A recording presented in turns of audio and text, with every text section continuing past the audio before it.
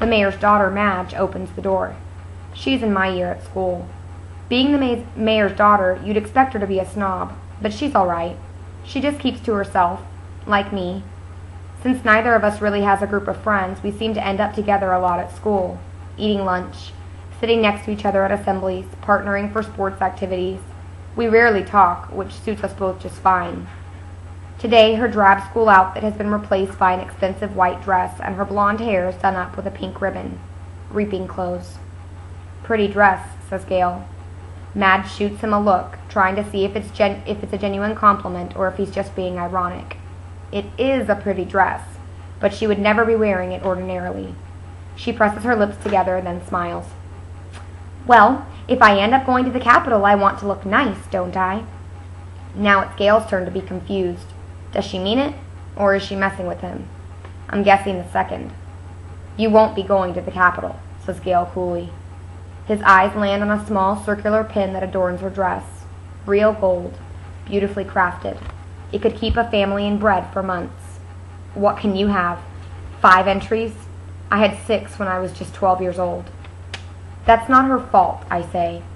No, it's no one's fault, just the way it is, says Gale. Madge's face has become closed off.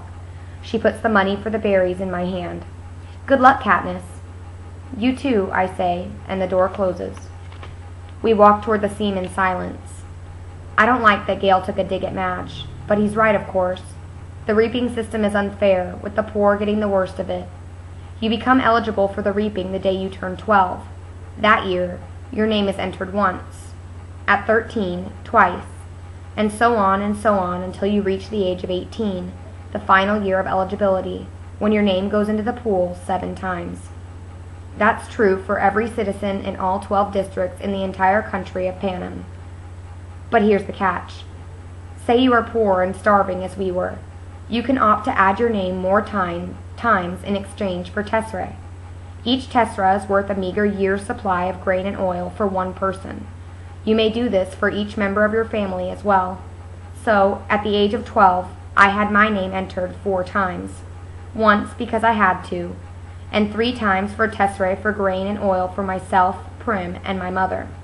In fact, every year I've needed to do this, and the entries are cumulative. So now, at the age of 16, my name will be in the reaping 20 times. Gale, who is 18 and has either been helping or single-handedly feeding a family of 5 for 7 years, will have his name in 42 times. You can see why someone like Madge, who's never been at risk of needing tessera, can set him off. The chance of her name being drawn is very slim compared to those of us who live in the seam. Not impossible, but slim. And even though the rules were set up by the Capitol, not the districts, and certainly not Madge's family, it's hard not to resent those who don't have to sign up for tesserae. Gale knows his anger at Madge is misdirected. On other days, deep in the woods, I've listened to him rant about how the tesserae are just another tool to cause misery in our district, a way to plant hatred between the starving workers of the seam and those who can generally count on supper and thereby ensure that we will never trust one another. It's to the Capitol's advantage to have us divided among ourselves, he might say if there were no ears to hear but mine. If it wasn't reaping day. If a girl with a gold pin and no tesserae had not made what I'm sure she thought was a harmless comment. As we walk, I glance over at Gale's face, still smoldering underneath his stony expression. His rages seem pointless to me, although I never say so. It's not that I don't agree with him. I do. But what good is yelling about the Capitol in the middle of the woods? It doesn't change anything. It doesn't make things fair. It doesn't fill our stomachs. In fact, it scares off the nearby game. I let him yell, though. Better he does it in the woods than in the district. Gale and I divide our spoils, leaving 2 fish, a couple of loaves of good bread, greens, a quart of strawberries, salt, paraffin, and a bit of money for each. See you in the square, I say. Wear something pretty, he says flatly. At home, I find my mother and sister are ready to go. My mother wears a fine dress from her apothecary days. Prim is in my first reaping outfit, a skirt and ruffled blouse. It's a bit big on her, but my mother has made it stay with pins. Even so, she's having trouble keeping the blouse tucked in at the back. A tub of warm water waits for me. I scrub off the dirt and sweat from the woods and even wash my hair. To my surprise, My mother has laid out one of her own lovely dresses for me, a soft blue thing with matching shoes. Are you sure? I ask. I'm trying to get past rejecting offers of help from her. For a while, I was so angry I wouldn't allow her to do anything for me. And this is something special. Her clothes from her past are very precious to her. Of course. Let's put your hair up too, she says. I let her towel dry it and braid it up on my head. I can hardly recognize myself in the cracked mirror that leans against the wall. You look beautiful, says Prim in a hushed voice. And nothing like myself, I say. I hug her, because I know these next few hours will be terrible for her. Her first reaping. She's about as safe as you can get, since she's only entered once. I wouldn't let her take out any tesserae. But she's worried about me, that the unthinkable might happen. I protect Prim in every way I can, but I'm powerless against the reaping. The anguish I always feel when she's in pain wells up in my chest and threatens to register on my face. I notice her blouse is pulled out of her skirt in the back again and force myself to stay calm. Tuck your tail in, little duck, I say, smoothing the blouse back in place. Prim giggles and gives me a small quack. Quack yourself, I say with a light laugh, the kind that Prim can only draw out of me. Come on, let's eat, I say, and plant a quick kiss on top of her head. The fish and greens are already cooking in a stew, but that will be for supper. We decide to save the strawberries and bakery bread for this evening's meal, to make it special, we say. Instead, we drink milk from Prim's goat, Lady, and eat the rough bread made from the tessera grain, although no one has much appetite anyway. At 1 o'clock, we head for the square. Attendance is mandatory unless you're on death's door. This evening, officials will come around and check to see if this is the case. If not, you'll be imprisoned. It's too bad, really, that they hold the reaping in the square, one of the few places in District 12 that can be pleasant. The square is surrounded by shops, and on public market days, especially if there's good weather, it has a holiday feel to it. But today, despite the bright banners hanging on the buildings, there's an air of grimness. The camera crews perched like buzzards on rooftops only add to the effect. People file in silently and sign in. The reaping is a good opportunity for the Capitol to keep tabs on the population as well. 12 through 18-year-olds are herded into roped areas marked off by ages, the oldest in the front, the young ones, like Prim, toward the back. Family members line up around the perimeter, holding tightly to one another's hands. But there are others, too, who have no one they love at stake, or who no longer care, who slip among the crowd, taking bets on the 2 kids whose names will be drawn. Odds are given on their ages, whether they're seam or merchant, if they will break down and weep. Most refuse dealing with the racketeers, but carefully. These same people tend to be informers, and who hasn't broken the law? I could be shot on a daily basis for hunting, but the appetites of those in charge protect me. Not everyone can claim the same. Anyway, Gail and I agree that if we have to choose between dying of hunger and a bullet in the head, the bullet would be much quicker. The space gets tighter, more claustrophobic as people arrive. The square is quite large, but not enough to hold District 12's population of about 8,000. Latecomers are directed to the adjacent streets where they can watch the event on screens as it's televised live by the state. I find myself standing in a clump of 16s from the scene. We all exchange terse nods and then focus our attention on the temporary stage that is set up before the Justice Building. It holds 3 chairs, a podium, and 2 large glass balls, one for the boys and one for the girls. I stare at the paper slips in the girls' ball. 20 of them have Katniss Everdeen written on them in careful handwriting.